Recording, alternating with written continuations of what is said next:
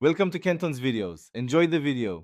In this video, I will explain how to perform signature moves in WWE 2K. These powerful attacks are crucial for turning the tide of any match. They inflict significant damage and are a key step towards securing a victory.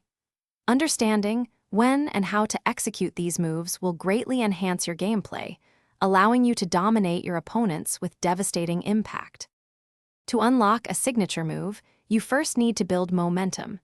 This is achieved by performing offensive actions like strikes, grapples, and successful reversals.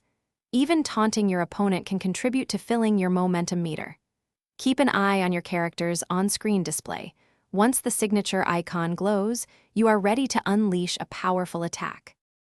Once your momentum meter is full and the signature icon is active, position your opponent correctly. For most signature moves, you will need to be in a grapple or standing close. On PlayStation, hold down the R2 button and press the square button. If you are playing on Xbox, hold the RT button and press the A button.